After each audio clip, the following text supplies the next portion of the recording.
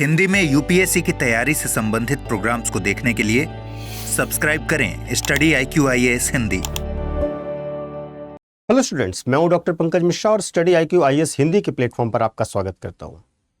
आज हम बात करने वाले हैं एक ऐसे बदलाव की जो भारत के विज्ञान जगत की दिशा बदल सकता है। सोचिए, एक ऐसा मंच जो कि 100 साल से ज्यादा समय से वैज्ञानिकों को जोड़ता रहा, शोध पर चर्चा करता रहा और नई खोजों को आगे बढ़ाता रहा, अब वह इतिहास बनने की कगार पर है। जी हां, मैं बात कर रहा हूं इंडियन साइंस कांग्रेस की, जो भारत की सबसे पुरानी वैज्ञानिक परंपरा रही है।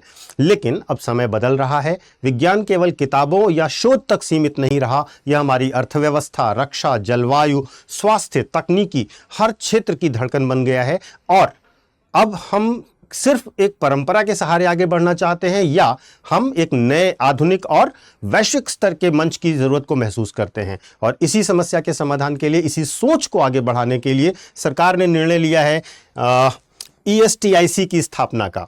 ये मैं हिंदू की न्यूज़ ले रहा हूं आज, जिसमें हम बात करेंगे emerging science, technology and innovation conclave की।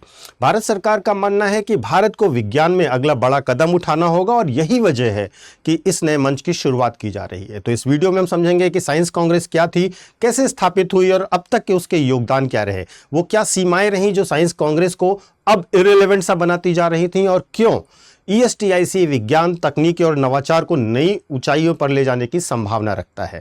तो यह एक बदलाव की नई शुरुआत है जिस पर हम बात करेंगे आज के वीडियो में। सबसे पहले हम बात करते हैं भारतीय साइंस कांग्रेस की।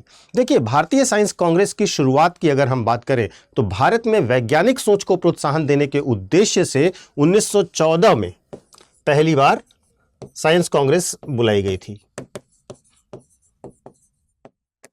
और यहां से शुरू होने के बाद आजादी के पहले भी आप समझिए कि एक मंच था जहां पर वैज्ञानिक, शोधकर्ता, शिक्षाविद एक साथ आते थे और चर्चा करते थे वैज्ञानिक उपलब्धियों पर, जैसे औद्योगिक विकास से जुड़ी विज्ञान और तकनीकी, स्वास्थ्य और फार्मा शोध के बारे में, कृषि विज्ञान और खाद्यान्न उत्पादन में सुधार के बारे में, नवीकरणीय ऊर्जा, परमाणु ऊर्जा, अंतरिक्ष विज्ञान की दिशा तय करने में। आजादी के बाद भी यह आयोजन भारत में विज्ञान के ढांचे को मजबूत करने में लगातार सहायक रहा और विज्ञान की नीतियों को बनाने में बहुत योगदान करता रहा।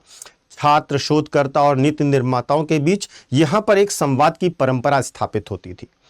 कई बार हमारे यहाँ के वैज्ञानिक प्रयासों को वैश्विक मंच पर प्रस्तुत किया गया। नीति आयोग, DST और अन्य विश्वविद्यालयों को वैज्ञानिक सहयोग करने का इस पर अवसर मिलता था। प्रधानमंत्री स्तर का भी इस पर महत्व रहा और यहाँ तक अगर हम कहें तो विज्ञान को राष्ट्र निर्माण का आधार माना गया। लेकिन अगर हम देखें तो धीरे धीरे करके यह मंच जो है इररिलेवेंट होता गया, पीछे छूटता गया। इसकी सीमाएं दिखने लगी। पहली सीमा यह थी कि इसमें नई पीढ़ी का जुड़ाव उतना नहीं रहा। स्टार्टअप्स, AI, बायोटेक जैसी तकनीकों पर गंभीर चर्चा कम हुई, हमारी तैयारी कम हुई, अंतर्राष्ट्रीय वैज्ञानिक समुदाय से सहभागिता भी बहुत सीमित रही और आयोजन प्रक्रिया में प्रशासनिक जटिलताएं भी बढ़ती जा रही थी। और सबसे महत्वपूर्ण बात, इसे युवा वैज्ञानिकों और नवाचारों के लिए प्रभावी मंच के रूप में विकसित नहीं किया जा सका। तो इस प्रकार वर्ष दर वर्ष इसकी लोकप्रियता घटती गई। महामारी के बाद से इसका आयोजन ठप हुआ और इसके बाद नीति निर्माताओं ने एक ऐसे मंच की जरूरत महसूस की जो आधुनिक हो, वैज्ञानिक शोध को आगे बढ़ाता हो और नई तकनीकी और स्टार्टअप्स के साथ आकर के चर्चा कर सके। और इसी के कारण भारत सरकार ने इस साल जो आयोजन करने का निर्णय लिया है उसका नाम रखा गया है emerging science, technology and innovation conclave 2025, जो कि भारत में भारत मंडपम में आयोजित किया जाएगा 3 से 5 नवंबर के बीच में। अब देखिए, ये जो नया मंच आ रहा है ये इसी की शुरुआत है।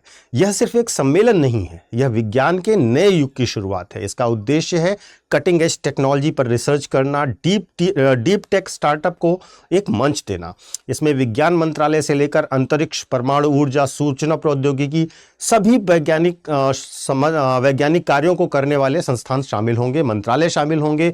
इसमें 11 थीमेटिक टेक्निकल सेशंस होंगे जिसमें AI, क्वांटम कंप्यूटिंग, जैव प्रौद्योगिकी, क्लाइमेट चेंज जैसी आधुनिक समस्याओं पर चर्चा होगी। और सबसे ज्यादा प्रदर्शनी स्टॉल में अगर आप देखेंगे तो डीप टेक स्टार्टअप्स को अपने प्रोजेक्ट पेश करने का मौका दिया जाएगा।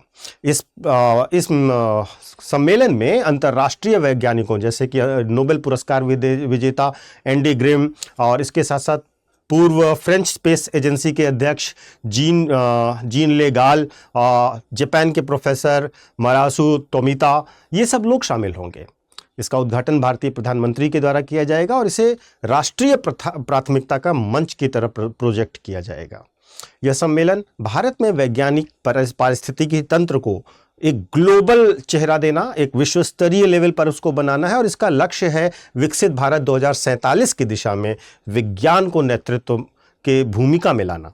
तो इस प्रकार अगर आप देखेंगे तो भारत सरकार इस संबंध में बहुत अच्छा प्रयास करने जा रही है। साइंस कांग्रेस से अगर हम ESTI तक की बात को देखें, इस पूरे बदलाव को समझें, तो साइंस कांग्रेस ने वैज्ञानिक संवाद की नींव रखी थी, लेकिन ESTIC जो होगा वो इस नींव को आधुनिक वैज्ञानिक संरचना के साथ जोड़ेगा।